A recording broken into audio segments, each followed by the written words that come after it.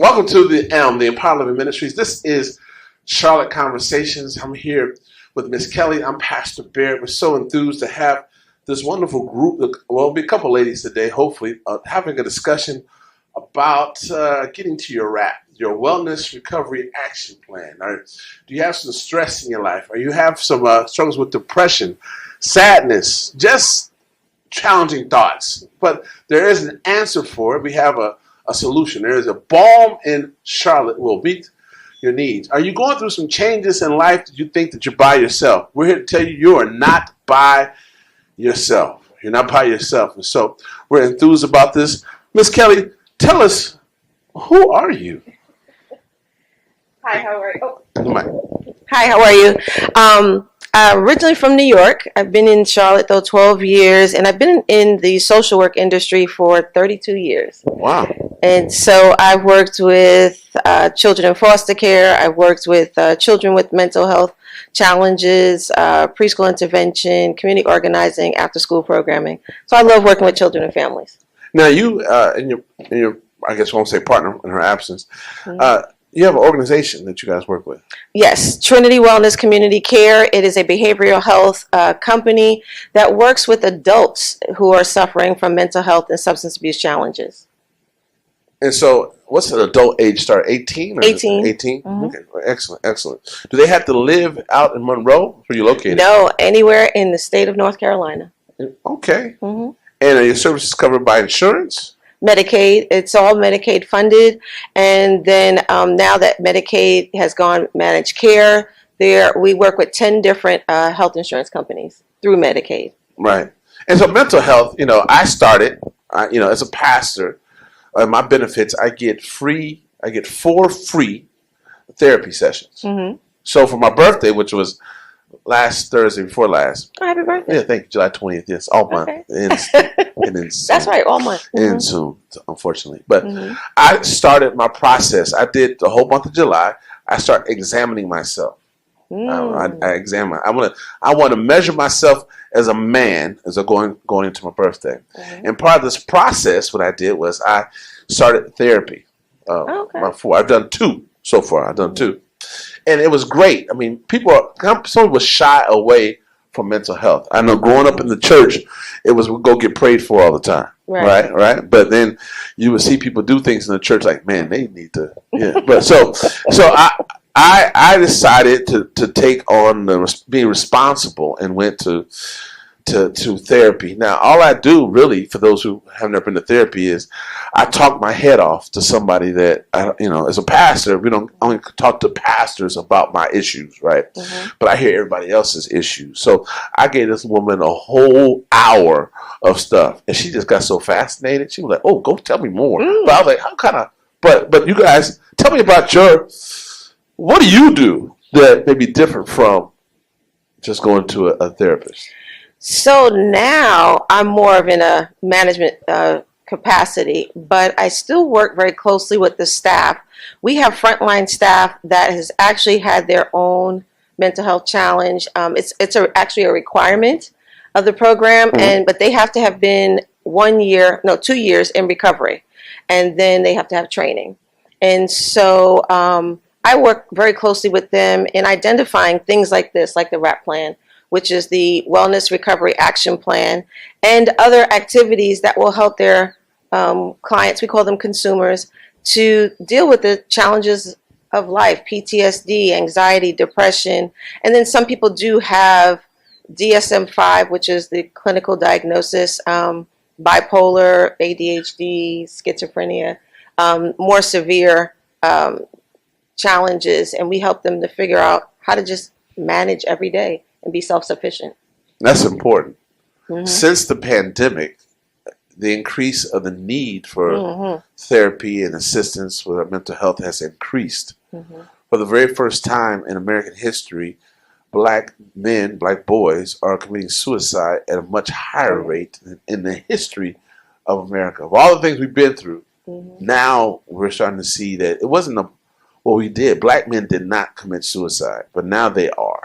Yes. And so we need to address that for real, in a very serious way. And I get to hear from pastors in our stories and discussions. It's across the board. It doesn't matter what your socioeconomic class is. It can be from the wealthiest to the ones who are disconnected the most. It still seems to be an issue that needs to be addressed, and that Black people, almost to a point, refuse to address. Yeah. Refuse to address, although it's needed. So how do we address that part of it? So one of the things, it's interesting too, because I've been a part of the Keisha's company for a while, but I've developed my own tools which actually align with this. Mm-hmm. And so when I've dealt it right before the pandemic started, my mom passed suddenly. And so I had to spend some time in New York, and then I came back and I'm like, okay, what happened here? And just trying to figure out, literally on my drive back from New York, it is when there was no water, you couldn't get cleaning products, and I'm like, what is going on here? Right. And so then being quarantined, I realized that I had to figure out my own toolkit. And so oftentimes I would wake up, I'm like, okay, God, I need to hear your word today, and how. And so sometimes I found it literally on social media. Sometimes I found it through song, and I would listen to gospel music, or I would go to YouTube and listen to different ministers preach, as well as go to my church. And so we have to find the things that are going to work for us, because I may be different than you. I've gone to traditional therapy. I've gone to pastoral counseling. There was a time where I was in all three. I was going to two pastors at one time, and a regular therapist. And but we have to move away from the stigma that mental health means that you're crazy. Going to a therapist means that you're crazy. You're not crazy. Or as I say, everybody has a little bit of crazy, and that's okay. And right. So we just have to know that when we have a challenge, we need to address it before it gets out of control. Yes, yes. Oh, here's Miss Keisha right here. Let me let her catch her breath. And then, so yesterday I was talking to a gentleman. He's going to Los Angeles with his wife, and he asked me, someone from Los Angeles, where should he go? And I was giving him a place to go, Malibu and Santa Monica, and where to go in Venice, and what restaurants to go to, and a variety of things for him to do. I made his whole plan out. Right. And he says, what other things should I know? I said, do not wear red. There's some rules when going to Los Angeles do not do. You do not wear red. You need to fill your tank up. Do not stop and get gas at night, because you don't know where you are. There's certain things about survival. Right. And I realized I have some PTSD from living in Los Angeles. My daughter lives there now. Yeah, she's like, I'm like, I'm worried. Like, I don't wear red very much anymore. So, but we as Black folk in America, we have some PTSD by just living in America. Tell us what rap is, as Keisha comes up, what rap is, and then does it address some of those just ongoing lifestyle challenges that we have that we don't even know that we have? So RAP stands for Wellness Recovery Action Plan, and basically it's an action plan. It's when you have an action plan, you're identifying the challenges, and then you, because in order to correct something and create a solution plan, you have to make sure that you know what you're dealing with. And so identify the challenges so that you can address it. And you can address it in any way that suits you. And then so that could be, like I mentioned before, it could be listening to music. It could be going to a yoga class. It could be reading a book. I tend to read Christian books and positive mental attitude books and business books. That's usually my genre of books. It could be taking a bath or taking a shower. Anything that feels good for you, that's appropriate. Because a lot of people will resort to things that they think helps them feel good, like alcohol or drugs or any other kind of addiction. And but you have to focus on things that are going to be positive, that's going to suit you and feed you well. Some people resort to food. My sister was a nervous eater when we were kids, and that just exacerbates the challenges that you may experience. So it needs to be positive, Just like when you set SMART goals. SMART goals are specific, measurable, attainable, reachable, and time sensitive. And that's all positive. And you do the same thing with the RAP plan. Hey. Who are you? Introduce yourself to the people, please. Hello, people. I'm Keisha Barnes. I am the CEO of Trinity Wellness Community Care. My apologies. I've been trying to get to Charlotte for the past 2 days. I had 3 flights canceled and was able to, by the skin of my teeth, get on one that literally just got me here. And I have to go back to the airport and get my luggage because I didn't even stop to do that because I just wanted to get here. So I apologize. So yes, I am the CEO. You've already met my program manager, Kelly. We are a peer support agency. We work with people who are struggling with mental health issues and or addictions. It's a very rewarding field. We get to make change, participate in making change, seeing the change, seeing people recover and become integral parts of the community. So I love what I do, and this is just an extension. The RAP plan is definitely an integral part of our program and what we do, and we just thought it would be an awesome thing to share with you guys. So here we are. Should I ask some questions? You just want to take it away? I have a question already. What are some of the behaviors that you have experienced in yourself or others that are concerning? Behaviors that that's a good question. Well, I grew up in a very dysfunctional household.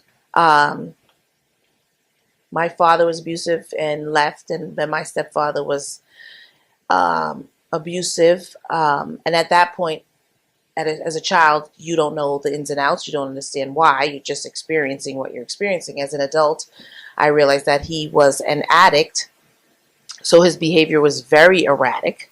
So, of course, I grew up with classic behaviors and symptoms of a child who grew up in that kind of dysfunction. I perpetuated the same thing. I went out and I found the same kind of men that I grew up with, which perpetuated that same scenario. It got to the point where I was like, I have to do something about it. I have to do something to change. Either I'm going to kill myself or somebody else. Literally, those were the words I said. And I started to go to therapy. And in that process began the healing because, you know, you don't heal overnight. I don't believe it takes as long as some people want to make it take as long as it does. But I began the process of healing and decided that I wanted to be able to help other people. And that's when I went and got my master's in professional counseling so that I can then not only grow and heal myself in the process of learning, but be able to share that knowledge and that experience with other people. So classic behaviors, putting myself in situations that were not safe, that were not good, addiction. We don't need to get into which ones, but definitely just the classic symptoms or classic behaviors. I am done a lot of work over the years, and I can say that I am 98% better than I was, because we're human and we're always growing. So I continue to process. I go to school for everything. I try to learn and continue to grow and read and do rap for myself as well. Learn the triggers and all the things that we're going to talk about. And I continue to do them so that I continue to become my best self. You said something. I just want to tap into something you said. You made the decision, and that's the key thing. That when you are identifying the challenges that you're having, or you're just seeing these things come up over and over and over again, and it's exhausting, and you're crying, and you're in a state of desperation. It's stopping to make that decision that you want to do something different. And so demystify, is that right? I'm thinking, yeah. going to a therapist, going to a psychiatrist. I've worked with psychiatrists, I work with counselors, I work with therapists.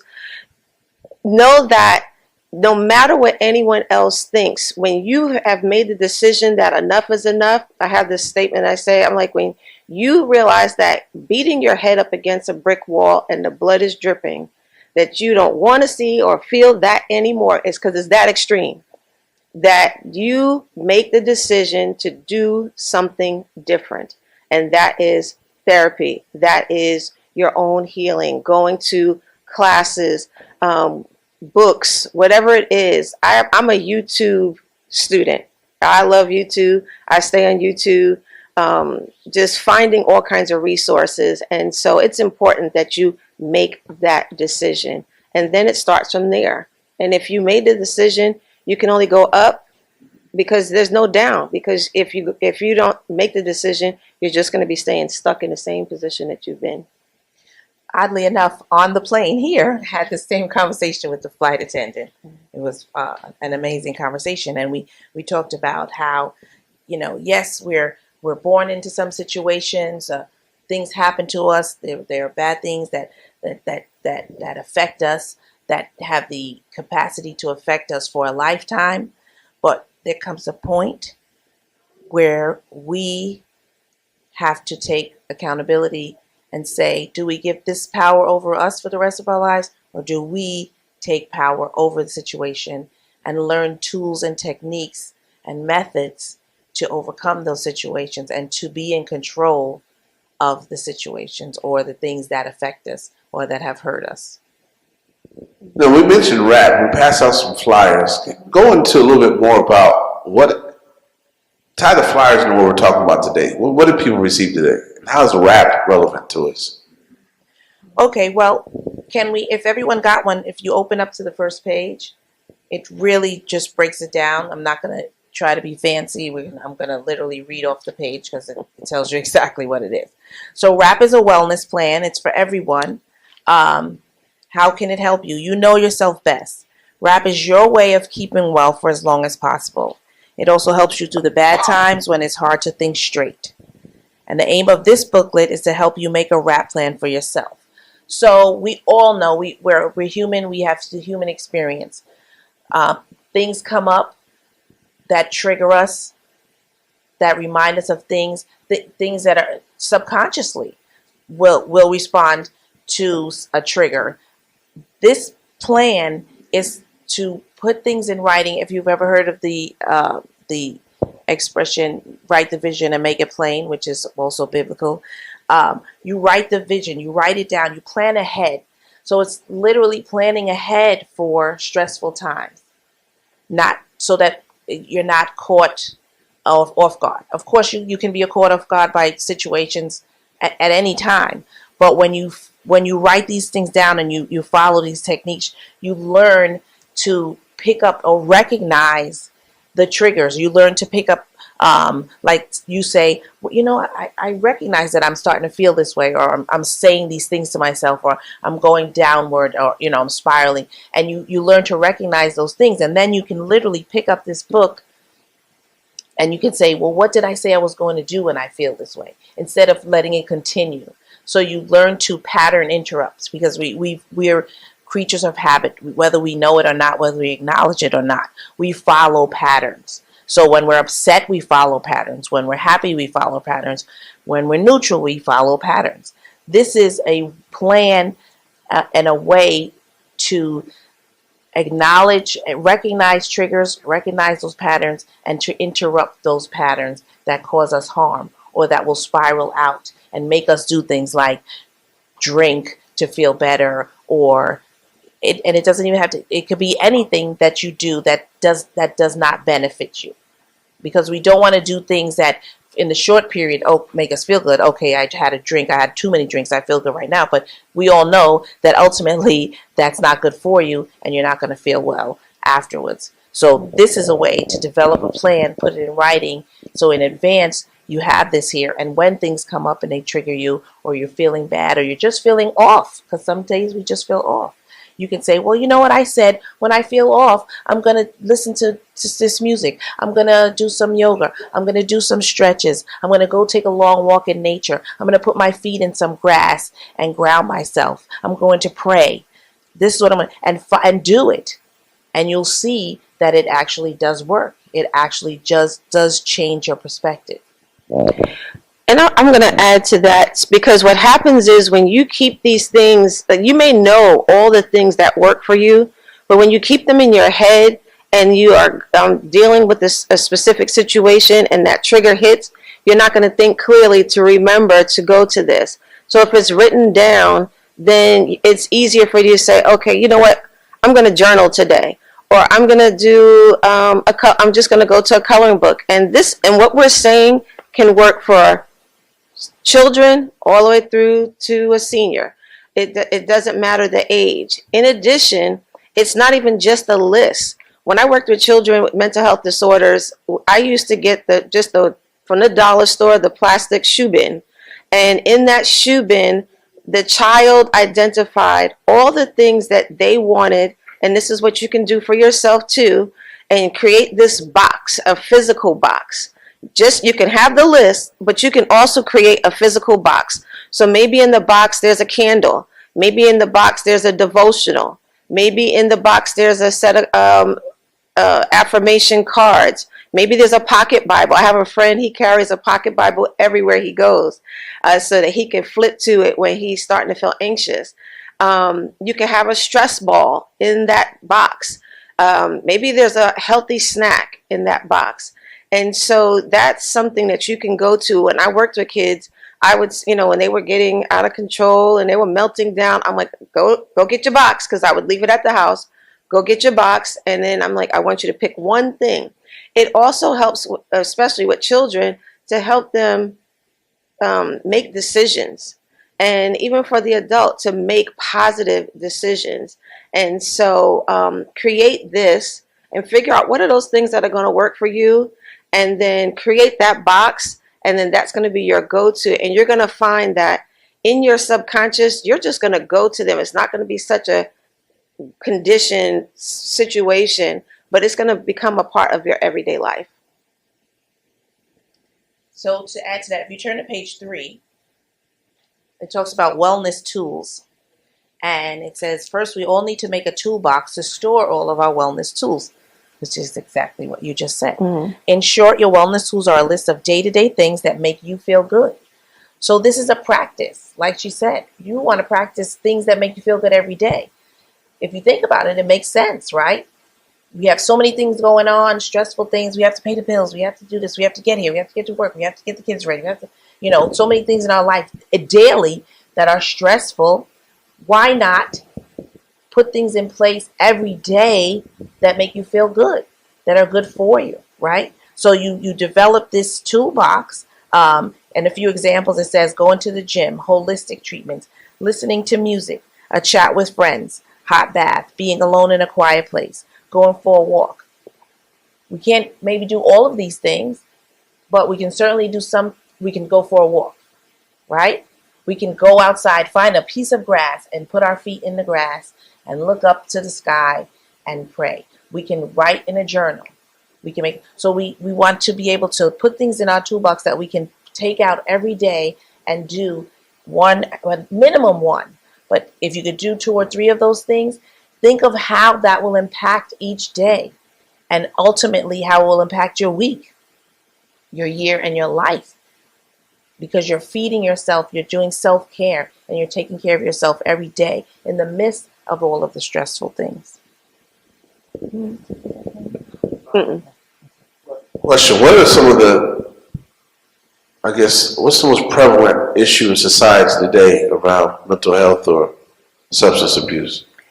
So one of the things that when I did a little research, depression came up. They said over 300 million people. Is that right? I think that was right on the number. I could be off on the number. But this depression was on the top of the list. Especially coming out of the pandemic. And as you can see, people are still wearing masks. People still wear gloves. I know people that won't travel. So depression, because we're dealing with so many factors, the cost of living, food desert, just the crime rate. I mean, it's just so many different things. Children being a little bit behind. I was at Butler High School yesterday, and we were talking about that, how so many kids are behind because they were trying to homeschool during the pandemic. And there's just so many different factors that we may not even know that what we're seeing in our family is depression. If someone is sleeping too long, if someone is overeating or not eating enough. I don't eat when I'm out of sorts. My sister is the opposite. She overeats. Someone who is not getting enough sleep. Someone who is maybe biting their nails. She used to be a nail biter. All those different things. Or my friend's daughter used to pick her hair. You know, if you're starting to see unusual behaviors in the people in your family, then that may be a time to sit and check in. We had, for the sister company, I'm also the executive director of Keisha's nonprofit Trinity Wellness Community Outreach. And we had a mom was seeing these things with her 15-year-old son. And so we encouraged her to get a notebook and to give him some journal prompts. And so she asked him to write 3 things about the what was going on between the two of them. Excuse me. And at 6 o'clock, we're going to sit down and have a conversation. They went through the activity. She didn't think he was going to do it, but he actually told her afterwards, I felt like you really heard me, and I want to keep doing this. A 15-year-old boy. We know them 15-year-old boys, first of all, much less sit down and write. You know, I helped raise my brother, so I know. Excuse me. And she said that she was so elated about his response that she did it with her other 2 children. And so we have to really key in. I know life may be difficult, but, you know, the people around you, and there's a saying too, check on your strong friends, because even the strong friends may be dealing with something. So, you know, just keep your eyes open, keep your ears open to the conversation. And I always say, look between the lines as well, because what you don't hear and what you don't see may also be an example of, I need to step in and help my friend or help my sister or help my child or help my husband or something like that. And especially women who are married, please check on your husband, because oftentimes we think as the head of the household that they're good. But as Pastor said, there are so many men who are not good. The weight of the world is on their back, and we need to be a support to them. And even like your good brother, your good sister, I have a lot of men who are my good brothers, and you do the check-in and make sure that they're okay. And to add to that, that is also part of what the RAP program teaches. It teaches you to look for these signs in others, but in yourself, to be aware of the signs, to be able to acknowledge, hey, I'm not acting, you know, what I feel is my normal self, or I'm doing this, or I'm feeling this way, and again, recognize those things so that you can take action and not let it continue to spiral. You learn techniques to, like I said, take control of your feelings, of your emotions, of whatever you're experiencing, as opposed to, you know, just letting it continue, because of course we know that if we let it just continue, it just builds up and it gets worse. We have a couple minutes. Anybody have any questions from the audience? Any questions? Every question is a hidden question. First of all, thank you everyone for this. This is very powerful information, especially the RAP program. My question for you is, for anyone that is underinsured, what is your suggestion on maybe getting them some support in addition to the RAP program? Is there certain videos or maybe some kind of self-help they can do, or is there programs out there that can assist them? That's a good question. There are a variety. You can always check betterhealth.com. They work on a sliding fee scale. My daughter herself, before she relocated to the West Coast, wasn't employed, and so she went online and sought services through them. Sometimes in your local community, there are therapists that will also provide maybe a few free or low cost services. And then there are churches, like my former church actually has their own counseling center.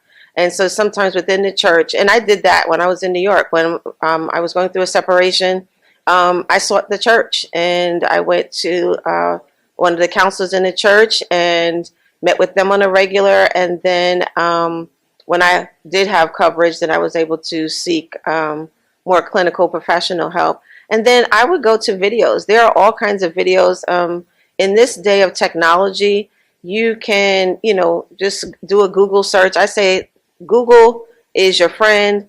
Put in just Google free local, free counseling services or free activities, or low cost activities to help me through depression, mood swings, whatever you're dealing with.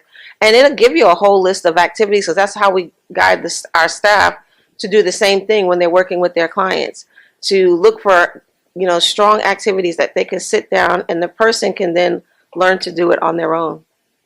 And also, peer support is a Medicaid funded program. So if someone does have Medicaid, they can look into peer support programs. And there are other programs that offer resources.